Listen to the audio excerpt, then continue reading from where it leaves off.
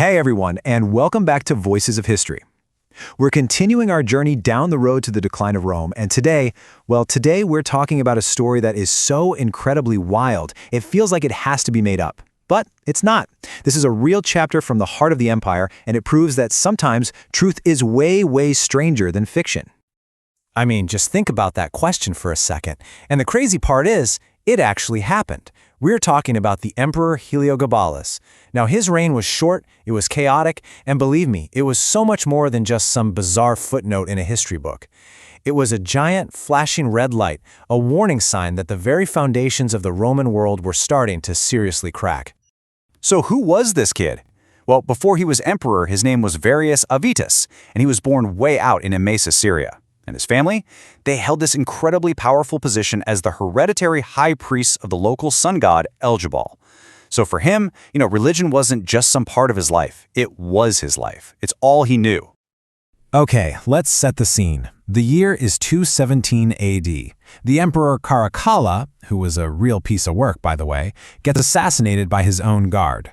The commander of that guard, a guy named Macroninus, grabs the throne for himself. But, and this is a big but, Caracalla's aunt, Julia Maeza, was not about to let her family's dynasty just fade away. She was cunning, she was fantastically wealthy, and she was the real power player here. And she had a plan. So what does a political genius do when she's been sidelined? She launches a coup. That's what. Step one was the rumor. She starts telling everyone that her grandson, Heliogabalus, is actually Caracalla's secret son. This was a brilliant move designed to get the army all fired up and loyal. Step two, the bribe. She opens up her massive treasury and just showers the 3rd Gallic Legion with gold. And the result? It worked perfectly. Macrinus is defeated, and just like that, her 14-year-old grandson, a high priest from Syria who barely knew Rome, is the new emperor. So when Heliogabalus finally rolls into Rome, the city realized pretty quick they hadn't gotten a normal emperor. Oh no. They'd gotten a religious revolutionary. And while his grandmother and his mother were busy running the actual empire, Heliogabalus had a one-track mind. He was completely obsessed with his one true passion, turning Roman religion completely upside down. You see, the center of his faith wasn't some familiar statue of a god that looked like a person. Nope, it was a strange, black, cone-shaped meteorite. This rock was the literal embodiment of his god, Elgabal. And for this sacred stone, he built a huge new temple right on the Palatine Hill, the most prestigious spot in Rome, and declared Elgabal the new boss of all the Roman gods, renaming him Deus Sol Invictus, the unconquered sun god. And then he did something that just sent absolute shockwaves through the city. To make sure all worship focused on his god, he marched into Rome's most sacred shrines and just took their stuff. We're talking relics that had been protected for centuries, the eternal flame of Vesta, the shield of Mars, and he moved them all into his god's temple. The message couldn't have been clearer. Every single god in Rome now answered to Elgabal. But if you think that was bad, nothing, and I mean nothing, showed his contempt for Roman tradition more than this. He married a Vestal virgin. To a Roman, this was just beyond horrifying. Look, Vestals took a sacred vow of chastity for 30 years. The punishment for breaking that vow was to be literally buried alive. And Heliogabalus, he just casually announces their marriage would produce godlike children. For the people of Rome, this wasn't just an insult, it was the ultimate blasphemy.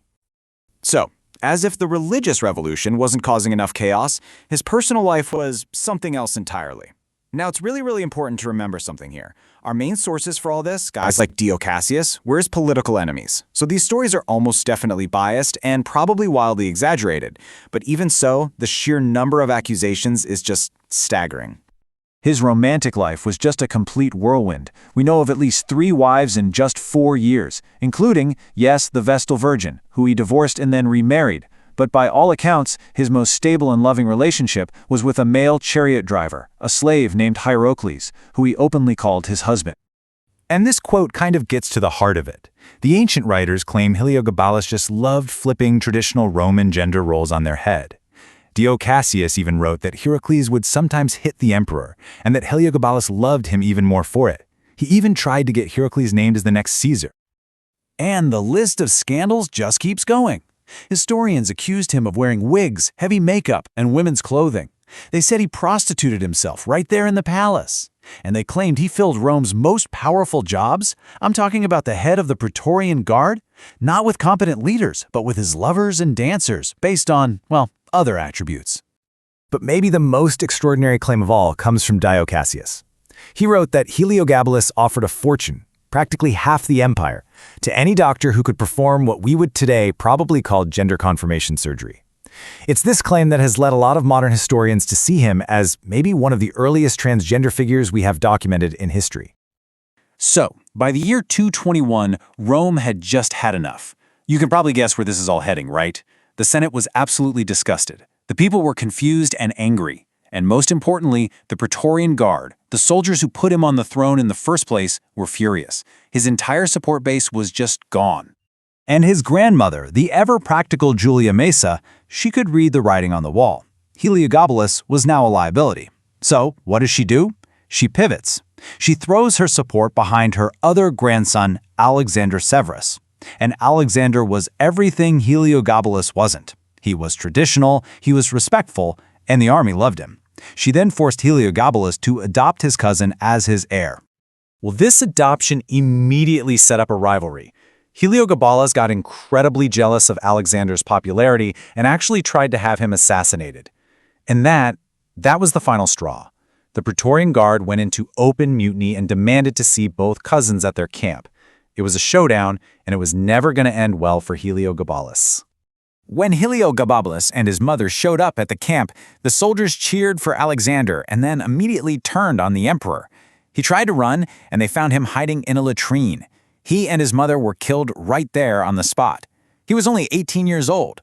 Their bodies were then dragged through the streets of Rome and without any ceremony, just tossed into the Tiber River. So, with Heliogabalus dead, the Roman establishment went into a furious damage control mode. It wasn't enough that he was gone. No, they had to undo everything he had ever done. They needed to try and wipe his very memory from existence. The Senate hit him with a damnatio memoriae. This was Rome's ultimate punishment. It literally means condemnation of memory. His name was physically chiseled off of public monuments. His face was scraped away from statues. All his religious laws were immediately reversed. And that black stone, the symbol of his god, it was quietly packed up and shipped right back to Syria. So after all that chaos, you might be asking, why does this short, disastrous 4-year reign even matter? Here's why.